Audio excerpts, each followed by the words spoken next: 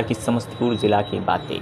ताजपुर वक्फ संशोधन कानून को रद्द करने की मांग को लेकर आज ताजपुर में वक्फ कानून रद्द करो संघर्ष मोर्चा के बैनर तले एक विशाल जुलूस निकाला गया। शाहपुर बघौनी चौक से शुरू हुआ ये जुलूस प्रखंड मुख्यालय पहुंचा, जहां सभा का आयोजन किया गया। सभा में वक्ताओं ने केंद्र सरकार पर जमकर हमला बोला और वक्फ संशोधन कानून को तत्काल रद्द करने की मांग की। सभा के दौरान सुप्रीम कोर्ट के मुख्य न्यायाधीश को संबोधित की 10 सूत्री मांग का पत्र प्रखंड विकास पदाधिकारी BDO गौरव कुमार को सौंपा गया। प्रदर्शनकारियों को सरकार पर अल्पसंख्यक समुदाय के हितों की अनदेखी करने का आरोप लगाया और कहा कि यह कानून वक्फ संपत्तियों के प्रबंधन में अनावश्यक संक्षेप का बढ़ावा दे रहा है। इसके साथ ही सभा में हाल ही में पहलगाम में हुए आतंकी हमले की शहीदों को 2 मिनट का मौन रखकर श्रद्धांजलि दी गई। वक्ताओं ने सरकार के पाकिस्तान के खिलाफ कड़ी कार्रवाई की मांग उठाई और आतंकवादी के खिलाफ ठोस कदम उठाने की बात कही। वक्फ कानून रद्द करो संघर्ष मोर्चा ने चेतावनी दी कि अगर उनकी मांगें पूरी नहीं होती तो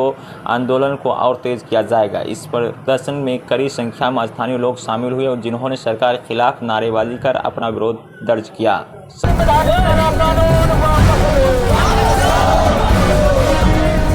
आज हम लोगों का 2 मुद्दा है।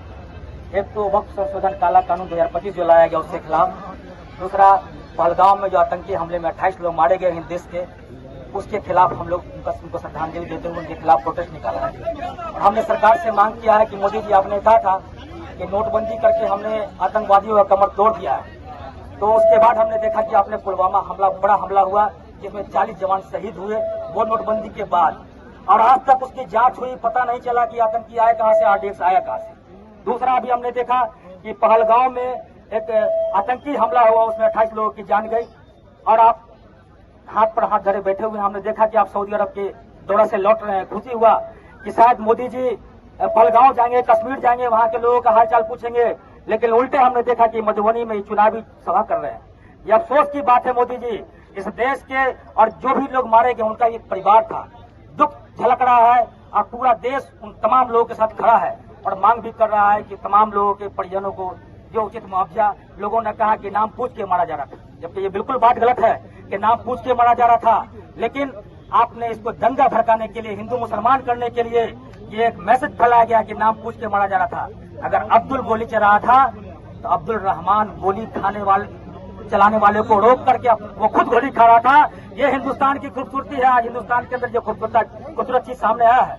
दूसरा, हम लोगों का जो वक्फ संशोधन कानून है, हमने कहा सरकार से कि आप इसका फायदा गिना रहे हैं कि वक्फ संशोधन कानून से हिंदुस्तान के मुसलमानों को फायदा होगा। ये वही कानून है जो आपने किसानों को कहा था कि किसानों को फायदा का कानून है, NRC को कहा था कि मुसलमानों के फायदा का कानून है, और आज फिर एक बार आपने कहा है कि जो वक्फ कानून है ये मुसलमानों के फायदा का कानून है। मोदी जी, हमको फायदा आपसे नहीं चाहिए। हमारा जो वक्फ पहले कानून था, पहले वक्फ एक्ट था, जो कानून था, उसको लागू रहने दीजिए। और आप पूरे देश के अंदर आपका मकसद एक ही है कि आपको वक्फ संपत्ति को कब्जा करके और अपने यार अडानी अंबानी को सौंपने का साजिश कर रहे हैं। लेकिन इस साजिश को यहाँ के अवाम, हिंदू मुसलमान लड़के इस लड़ाई को लड़ेंगे और कभी इस पर आपको कामयाब नहीं होने देंगे। इसी सवाल पर आज हम लोगों का बघौनी चौक से प्रोटेस्ट निकलते हुए आज हम लोग ताजपुर प्रखंड मुख्यालय पहुंचे हैं और हम मांग करते हैं सरकार से फिर एक बार दोबारा कि पूरे देश के अंदर शांति व्यवस्था कायम हो, पूरे देश में सुरक्षा की गारंटी हो। सुरक्षा की गारंटी किसकी है? राजनाथ जी आपकी है, तो भाई मोदी जी आपकी है, अमित शाह जी आपकी है।